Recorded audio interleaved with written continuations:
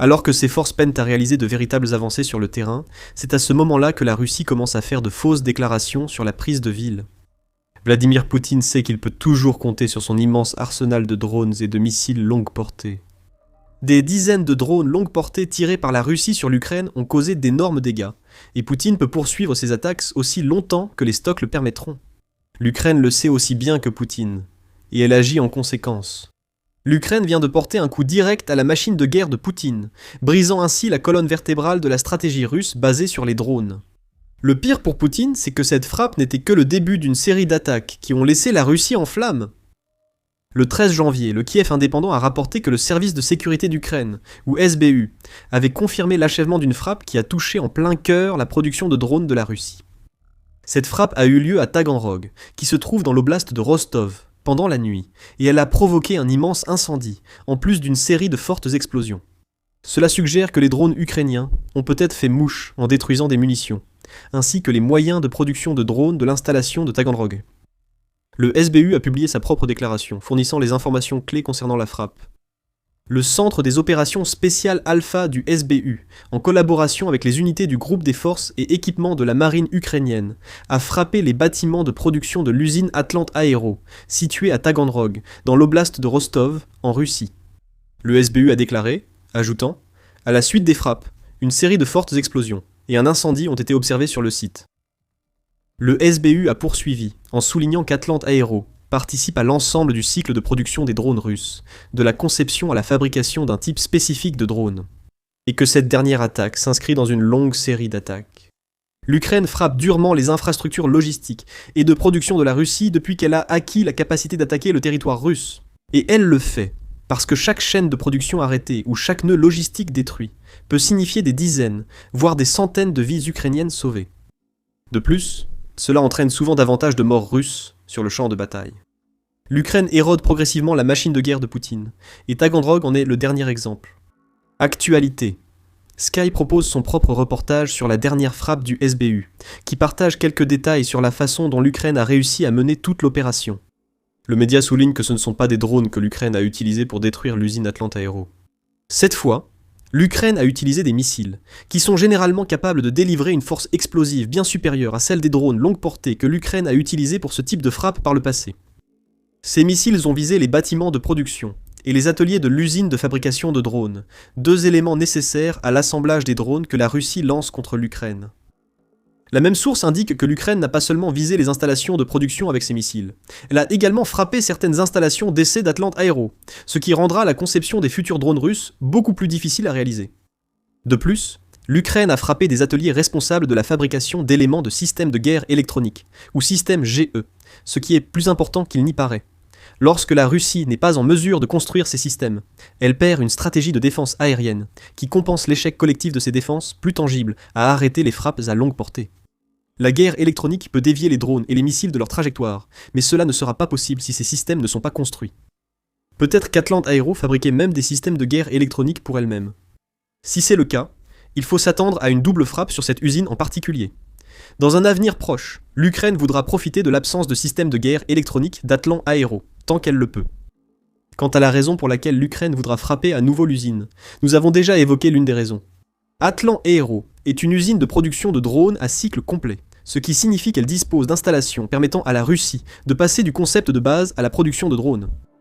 Plus précisément, New Sky indique que l'usine fabrique des composants utilisés dans les drones Orion russes, ainsi que des composants nécessaires pour certains drones russes à vue à la première personne, ou FPV, ainsi que les systèmes de guerre électronique mentionnés précédemment. Cependant, de loin, la fonction la plus importante de l'usine Atlante Aero est la production des drones russes longue portée Molnaya, l'un des premiers ajouts à l'arsenal de drones longue portée de la Russie. Ces drones sont remarquables parce qu'ils sont bon marché, efficaces et très faciles à produire. Tant que la Russie dispose d'une installation opérationnelle, Trap Aggressor a publié un profil général de ce drone en particulier, ainsi qu'une amélioration que la Russie prépare. En octobre 2025, il a révélé que tout ce dont la Russie a besoin pour fabriquer ses drones, c'est du contreplaqué, du polystyrène et quelques composants qu'elle peut acheter en Chine. La simplicité est donc le grand avantage de ce drone, en plus de son prix abordable. Le résultat final d'Atlanta ? Assembler toutes ces pièces donne un étrange drone en bois qui ressemble plus à un projet de bricolage qu'à une véritable arme, mais les apparences peuvent être trompeuses. Depuis 2023, La Russie produit cette arme en masse et l'utilise lors d'attaques contre des villes en première ligne comme Kharkiv. Molnaïa n'est pas le drone le plus impressionnant. Il est généralement utilisé pour attaquer les zones arrières ukrainiennes, jusqu'à 40 km, soit environ 248 miles, bien qu'il soit connu pour parcourir de plus longues distances. Et la charge utile, comprise entre 3 et 5 kg, soit entre 6,6 et 11 livres, est loin d'être la plus impressionnante parmi celles livrées par les armes russes à longue et moyenne portée. C'est en supposant que la Russie ne bourre pas son drone bon marché de mine TM-62, qui double la puissance de feu maximale de la version originale. Mais ce que propose la Molnaïa, c'est une production rentable, combinée à une adaptabilité qui rendrait l'Ukraine fière. Au moment du rapport de trappe agressor, la Russie aurait développé une version mère du drone Molnaïa, capable de déployer des drones FPV sur une zone donnée. Ces drones se détacheraient ensuite des unités de montage installées sur la Molnaïa. À partir de là, ils pourraient voler plus loin que la Molnaïa elle-même et mener des attaques plus en profondeur sur le territoire ukrainien. Trappe Agressor affirme que les médias russes rapportent déjà qu'une Molnaïa a réussi à parcourir 60 km, soit environ 37 miles à l'intérieur de l'Ukraine, avant de lâcher des drones FPV et de mener elle-même une frappe. Il a également été question d'intégrer l'intelligence artificielle dans le drone, bien que cela semble se limiter à l'installation d'un système de suivi vidéo, qui pourrait ou non disposer de véritables capacités d'IA. Néanmoins, c'est un drone que l'Ukraine veut éliminer du ciel. Il se trouve aussi que c'est un drone qui a inspiré les propres fabricants ukrainiens. Comme l'a rapporté United 24 Media en août, un rare exemple d'imitation par l'Ukraine d'une innovation russe a eu lieu.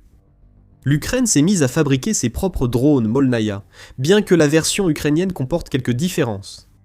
Baptisée Bliskavka, la version ukrainienne du drone russe conserve le même design et la même configuration de base. United 44 Media indique qu'elle possède également une portée et une capacité d'emport similaires. Cependant, l'Ukraine a réussi à faire baisser le coût par drone à environ 857 $. Et elle a configuré le drone pour un fonctionnement à distance et autonome, tout en l'ajustant pour qu'il puisse transporter différents types de munitions. C'est le Molnaïa, mais en mieux. Et cela nous ramène à ce que le SBU a fait dans la nuit du 13 janvier.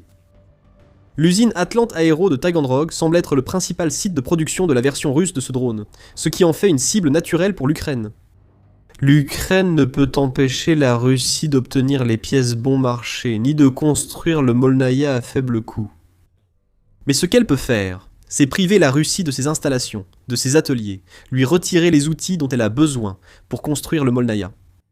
Un clou est inutile sans le marteau qui l'enfonce dans le mur, et l'objectif de l'Ukraine le 3 janvier était de retirer à la Russie son marteau Molnaïa. L'Ukraine a triomphé. Dans son rapport sur la frappe du SBU, le Kiev Post a souligné qu'il existe de nombreuses preuves suggérant que l'Ukraine a porté un coup direct à Atlanta, au-delà de la déclaration partagée par le SBU. Une grande partie de ces preuves provient des chaînes Telegram russes, qui rapportent que l'attaque de l'Ukraine a commencé vers 5 heures du matin heure de Kiev, et qu'elle a effectivement provoqué les incendies et explosions revendiquées par le SBU. La chaîne Telegram Exelenova Plus de la Russie a également été active en publiant des photographies et des vidéos qui semblent avoir été prises par des Russes sur les lieux de la frappe. Une vidéo de 7 secondes montre un bâtiment de l'installation Atlantera complètement englouti par les flammes. Même si cet incendie est éteint, le bâtiment sera probablement détruit de l'intérieur. À ce stade, la Russie devra soit le reconstruire, soit passer des semaines, voire des mois, à le remettre à un niveau acceptable. On ne sait pas si ce bâtiment fait partie des installations de production d'Atlantera. Si c'est le cas, cela pourrait signifier que des dizaines, voire des centaines de drones Molnaïa qui auraient été fabriqués et envoyés en Ukraine ne seront plus produits. Rien que cela rend la frappe du SBU digne des efforts de l'Ukraine. Dans une publication séparée sur Telegram, Exelenova Plus partage une photo de l'énorme panache de fumée s'échappant de l'usine Atlanta. Il indique également que l'usine est désormais l'un des éléments clés du complexe militaro-industriel russe. Elle produit aussi des composants pour les drones de combat, les systèmes de contrôle et les systèmes de guerre électronique. Voilà une raison supplémentaire pour l'Ukraine de la cibler, car chaque rouage détruit ralentit un peu plus la machine militaire russe. New Sky rapporte également l'ampleur des dégâts que les missiles ukrainiens ont réussi à causer le 13 janvier. Il indique que les autorités russes ont, comme d'habitude, tenté de faire croire que l'attaque ukrainienne n'a pas été aussi réussie qu'elle ne l'a réellement été. L'ancienne excuse des débris de drones n'a pas été avancée, car l'Ukraine a utilisé des missiles au lieu de drones. Ce n'est pas qu'on ne s'attendrait pas à ce que la Russie affirme quand même que des débris de drones ont d'une manière ou d'une autre provoqué les incendies à Atlanta. Cependant, News Sky indique que les autorités des régions de Taganrog et de Rostov se sont contentées de faire des déclarations vagues sur la défense contre l'attaque et la destruction de cibles. Tout cela pendant que l'usine était attaquée et brûlait. C'est un peu comme l'ancien ministre de l'information irakien, Mohamed Saïd al-Sahaf, surnommé Ali le comique par certains médias, qui affirmait que les forces américaines n'étaient pas en Irak, alors que les chars américains traversaient activement le pays. On ne peut tout simplement pas prétendre avoir repoussé une attaque lorsque les conséquences dévastatrices de cette attaque sont évidentes pour tous. Franchement, la Russie devrait être habituée à voir Atlanta brûler. C'est déjà arrivé, avant que l'Ukraine ne frappe l'installation de drones à Taganrog en juin 2025, comme l'a rapporté le Kiev indépendant à l'époque. Dans une déclaration étonnamment prudente au sujet de l'attaque, le chef du Centre de lutte contre la désinformation au Conseil national de sécurité et de défense de l'Ukraine, Andriy Kovalenko, s'est contenté de confirmer que quelque chose avait frappé l'installation de Taganrog.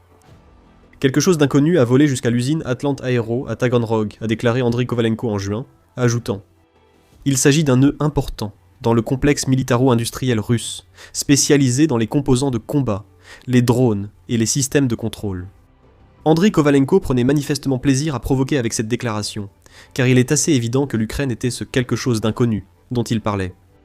À moins que la Russie ne se soit attaquée elle-même, et on ne peut pas leur en vouloir, pour ce que ça vaut. Les autorités russes ont rapporté qu'une vague de drones ukrainiens avait attaqué plusieurs régions pendant la nuit en question, y compris la région de Rostov, où se trouve Taganrog. La Russie a affirmé avoir abattu 40 de ces drones. En plus du gouverneur de Rostov, Yuri Slyazar, qui a fait des déclarations non fondées sur les drones ukrainiens, ayant endommagé un complexe sportif, un bâtiment de lycée et des immeubles résidentiels. Il n'y a eu aucune mention d'Atlant Aero de la part de la Russie en juin 2025. Le SBU a fait en sorte que la Russie doive travailler beaucoup plus dur pour nier l'existence de l'épave en flammes qu'est devenue l'usine. En janvier, Atlant Aero a passé une très mauvaise nuit. Mais si vous savez comment l'Ukraine mène ses attaques à longue portée, vous l'avez probablement deviné. Cette usine de fabrication de drones était loin d'être la seule cible dans le viseur de l'Ukraine. Le 13 janvier, le Kyiv Post le confirme, indiquant que l'Ukraine semble également avoir frappé l'usine d'avions Bereyev Tank, également située à Taganrog. Cette usine est une installation importante de réparation et d'entretien pour les avions russes, notamment parce qu'elle se trouve dans un endroit assez proche de la frontière que la Russie partage avec l'Ukraine. Cette proximité avec l'Ukraine signifie que l'usine peut effectuer rapidement des réparations sur les bombardiers, que la Russie utilise pour attaquer les villes ukrainiennes. Le SBU vient de montrer que le fait d'avoir une usine de réparation et d'entretien aussi proche de l'Ukraine rend cette usine d'autant plus facile à frapper. L'Ukraine a également déjà frappé cette usine auparavant. En novembre, elle a lancé une frappe à longue portée sur l'usine qui aurait détruit une paire d'avions expérimentaux russes, l'A-60 et l'A-100LL. En plus d'accueillir des avions expérimentaux, l'usine Tantka est également responsable de la réparation des bombardiers stratégiques Tu-95 MES de la Russie, ainsi que de ses avions de détection et de commandement, aéroportés A-50 ou AEW. Et être incapable de réparer ces derniers sera particulièrement préjudiciable pour la Russie. Les A-50 offrent des yeux dans le ciel à la Russie, lui permettant de détecter des cibles aériennes, qu'elle peut éliminer à l'aide de chasseurs, de missiles et d'autres munitions. Dès mars 2024, Newsweek rapportait que la Russie manquait de ses avions vitaux, après que l'Ukraine en ait détruit 2. Depuis le début de 2024, on pensait que la Russie ne disposait plus que de 6 à 50. Donc, ne pas pouvoir réparer ses avions maintenant signifie qu'elle ne pourra pas repérer les avions, missiles et drones ukrainiens à l'avenir. Nous avons dit plutôt qu'une double frappe était probablement prévue pour Atlantera. Peut-être que l'Ukraine surveillera l'état des A-50 russes non entretenus pour déterminer ce qu'elle peut également frapper.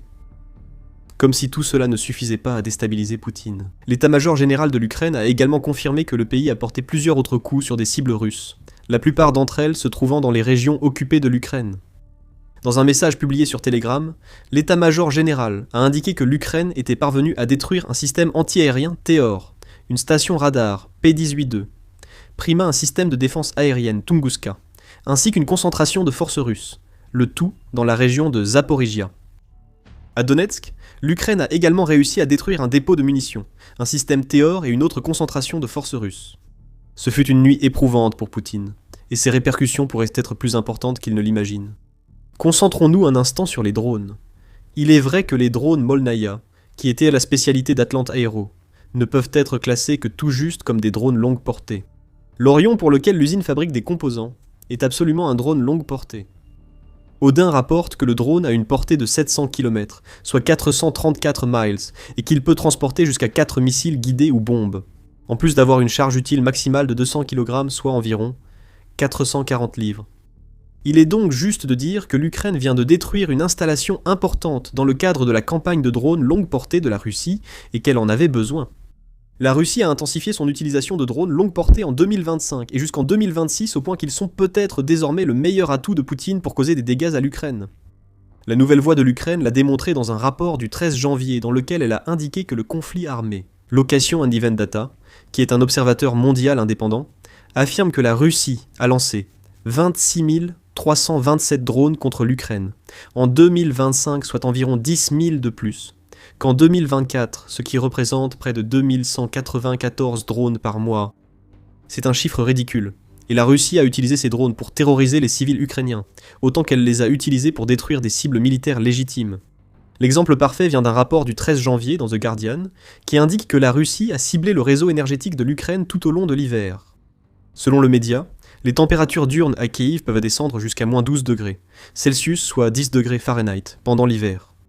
La Russie a profité de ce fait avec des frappes conçues pour saper la volonté de combattre et peut-être tuer les personnes vulnérables. En Ukraine, les États-Unis se sont récemment davantage intéressés à la stratégie à long terme de la Russie.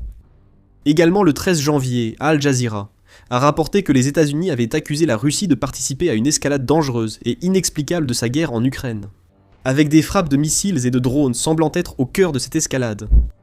Les commentaires ont été faits par la vice-ambassadrice américaine auprès des Nations Unies, Tammy Bruce. Ils sont intervenus à la suite du déploiement par la Russie de son missile hypersonique Oreshnik lors d'une attaque contre l'Ukraine. À un moment de potentiel immense, dû uniquement à l'engagement sans égal du président Trump en faveur de la paix dans le monde, les deux parties devraient chercher des moyens de désamorcer la situation.